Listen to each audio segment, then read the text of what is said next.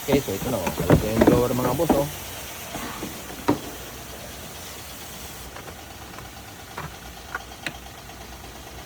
Ito mga boss oh. Oh. Alas na agad. Time check tayo. Alas 9:16. So 16 minutes mga boss. Alas na agad yung evaporator. Okay. Sa likod. Ito na yung condenser. Ito na rin yung evaporator sa likod. Tapos ito na yung evaporator sa harap. Okay, Toyota Innova na ano to, 2019 model. Alright, kukondisyon na din to. So mga boss, ito yung nalandan pag naibaba natin yung condenser. Oh, sobrang dumi. Tingnan nyo yun, may ano, may balahibo. Yan, hindi mo matatanggal yan kung doon mo lang i-sprayan. Kailan, tatamayin yun. Tapos, back to back na ano natin yan, na i-sprayan. Kaya minsan, nahihilaw yung lamig ng aircon nyo pag tanghaling tapat o kahit trick ang araw kasi sobrang dumi na ng condenser. So ito yung palagi namin na sinasabi sa inyo, effective pag magpapalinis kayo ng aircon nyo, hindi lang evaporator ang ibababa. Malaking tulong pag naibaba natin itong condenser, yan, malilinisan natin yan. Pati yung radiator mga boss, yan yung dumi na yan. So paano lalamig ng hostel pag tanghali?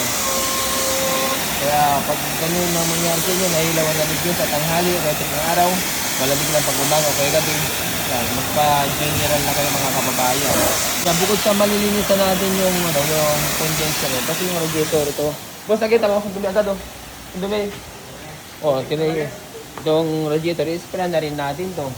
Hindi yung dito mo lang i-sprayan na nakakabit yung condenser, mas mabuti yung naibaba natin yung condenser. Pagkatapos namin na malinisan yun, ito, pina-flashing namin, ginagamitan namin to. Ito yung mga pang-flashing namin, pang-leak test. Ito, matapos namin na malinisan, yung flashing, tapos leak test. Alright, so ito na pagkatapos natin na malinisan, ma-flashing, tapos ito na, leak test. Leak test tayo ng condenser. Yan, na-pressure na natin. Ilulubog na natin doon sa mahiwagang drum. O, ito yung proseso ng paggawa namin dito mga boss. Tatlong proseso. Cleaning, flushing, tapos leak test. Okay? O, ganito yung pag-leak test namin mga boss. Yan, nilulubog natin dito sa mahiwagang drum. Tapos ito pa, tandaan nyo mabuti mga kababayan. Sa pag-leak test, kailangan magtaka tayo. Kailangan obserbahan natin mabuti dahil minsan pag nilubog mo ganyan, akala mo walang leak, pero pag inobserbahan mo matagal, may leak pala na napakaliit yung kabuhok. Kaya mabusisi kami sa pag-leak na ganyan, kaya mag-check natin mabuti dahil kung may problema, siyempre babalik din sa atin. Kailan na ano tayo, gawang may malasalik tayo. Alright, ulitin natin ito. Tayo ng evaporator. Kaya nagpapalinis siya, kailan pag-mic tayo mga boss. Bango ng pang-linis natin. Magbango na, maliliit lang.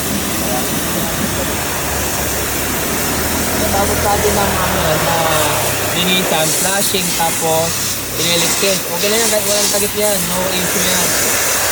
Pagkatapos yan, ipa-flashing naman natin yan mga boss.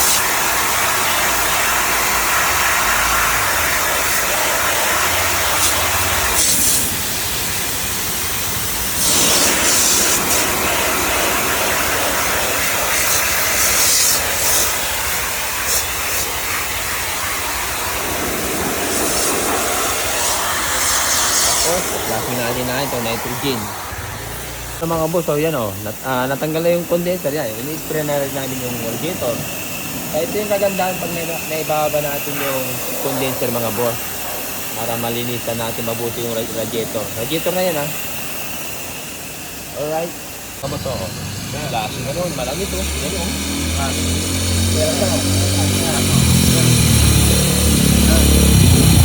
Yung producer na pag-gawa natin, pagkatapos namin na malinisan, flashing, malaki. So yung mabuti pag ganyan na malaki, sila wala din na natin. Okay? So ito yung mga pag-flashing natin mga boss. There, sana. Yes. Yes.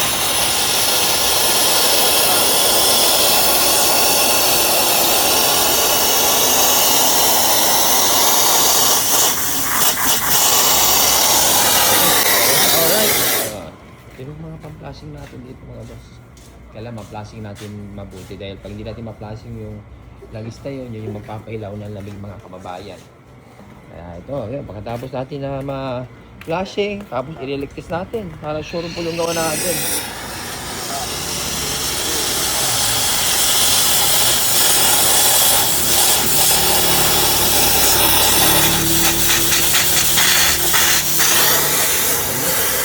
Alright. Ito mga boss, so, pagkatapos natin na malinisan, ma-flashing, tapos ito na leak test. Yan. Tatlong klase ang paggawa namin dito. Tatlong proseso. Cleaning, flashing, then leak test. Leak test namin lahat yan. Yan yung evaporator sa likod. Dito naman yung harap. I-leak natin na leak test to. Ito na. Ilulubog na natin dito sa mahiwagang drum. Alright. So, sana walang leak para walang gastos. Tapos sa pag-leak test mga boss, kailangan matyaga tayo dahil minsan akala nyo walang leak, yun pala pag inobserbahan mo na matagal may leak na napakaliit kabuhok. Okay, so ganyan ang proseso na gawin namin mga boss. Ano mga boss, yan, napresura na natin yung evaporator. So yan na, ililik ka natin para sigurado. Okay. Kaya matyaga tayo sa pagligtas mga boss dahil minsan akala mo walang leak, yung pala may leak na napakaliit. Okay. So ito na guys, yung general na service natin, no? Oh, time check tayo, alas 10:28, umpisan to alas 9. So 1 hour and 28 minutes. Ito na. Inalagyan na rin yun. So binaba namin lahat ng mga boss. Okay. So nilalagyan na natin ang priyon.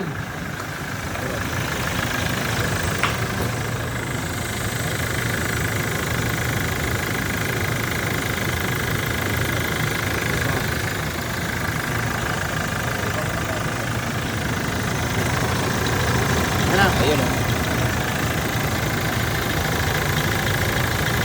Okay. Baba na natin. Mga boss oh, yan. Okay, rig na. Okay, time check tayo mga boss. Alas 10:44. So yung umpisan to alas 9. Alas 9 yung punto. So wala pang 2 hours. Tapos na itong Innova. At general na natin. Okay.